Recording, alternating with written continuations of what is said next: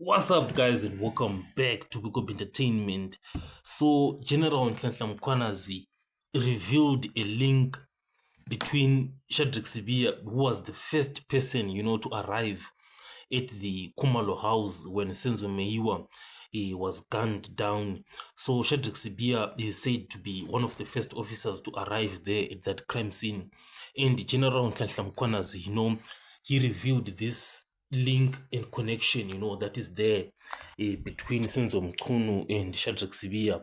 So, when this is what Mkwanas was saying, when Senzo Mchunu will be giving instructions, he was giving them to Sibia to collect the dockets, and Sibia would then act on those orders. So when General Mkwanazi, revealed this link, this huge connection that is there, so many people, like, for example, Figile and Balula, they were not happy about it. And there is one thing that Figile and Balula stressed. He said, you know what, General Nhlanhla Mkhwanazi, should have followed a procedure in protocol. And he did that interview with ENCA where Balula was saying, you know what, he should have followed proper procedure.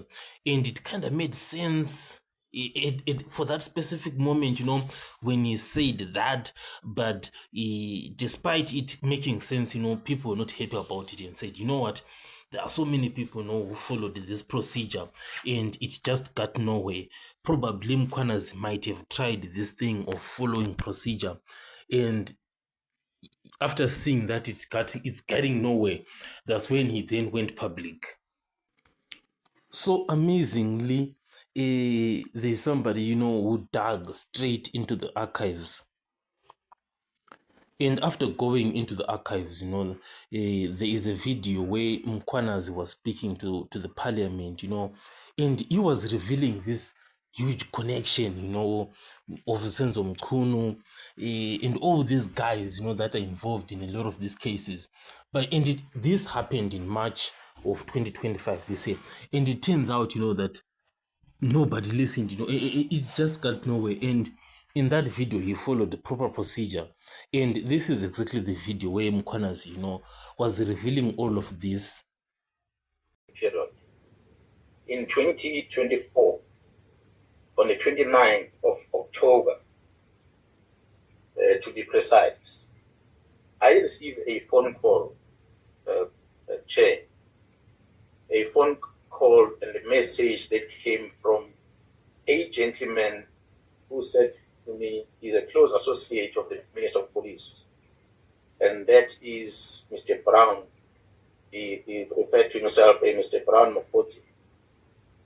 This Mr. Brown Mokoti, who had described himself as a close associate to the Minister of Police, indicated to me, which made me believe that he's a close associate of the Minister of Police, because he said to me he was joining the Minister of Police to visit the Lusikisiki massacre that had happened last year. And because I did not trust him, I called the Chief of Staff to try and establish who is this gentleman. And the Chief of Staff did confirm to me that indeed he is a very person close to the Minister of Police. But what surprised me about this gentleman is that he then indicated to me on a message that he sent me when he said there's an internal attempt to discredit me through the defeating the end of justice case. And as we engage, and I ask him, what is he talking? Amazing, absolutely amazing.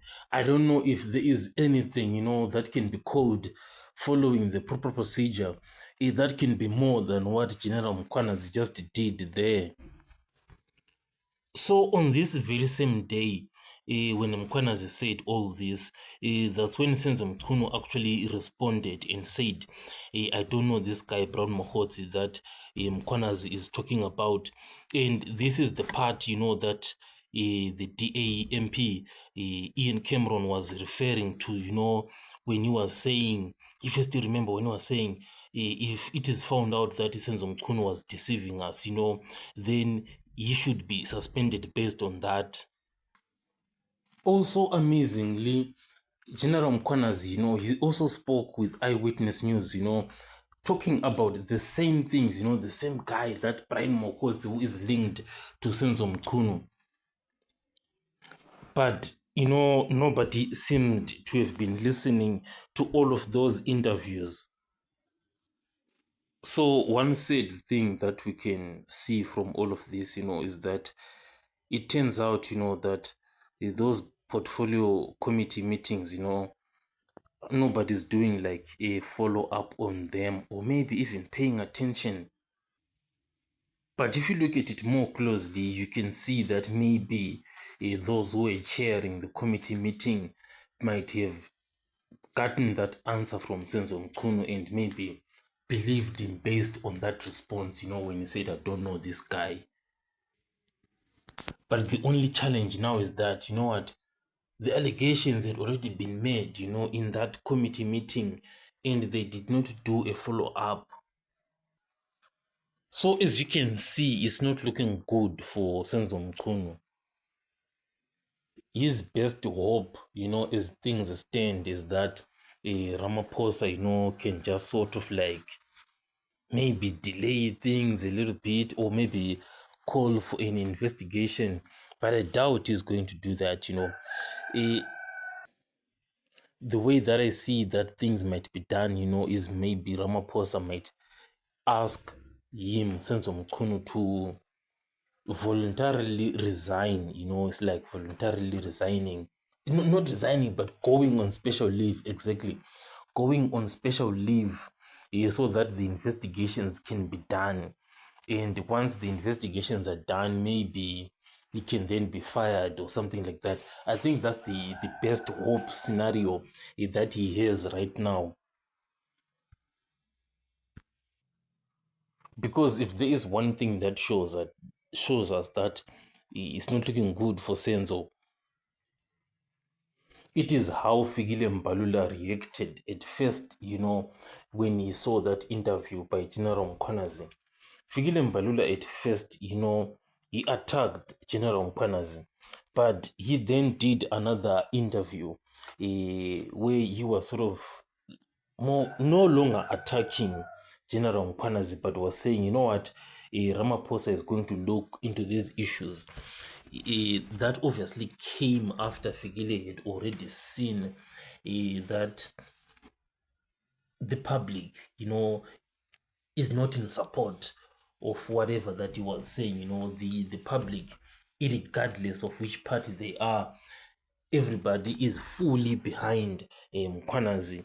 And by sort of like going against Mkhwanazi, he might be even going against the people that support them. So he then figured out that, what, the best way is to sort of like withdraw my words. So Senzo might be left with no support going forward for Ramaphosa, and the best that he can hope for is that he can be told to voluntarily resign, then get fired. I'll catch you guys on the next one.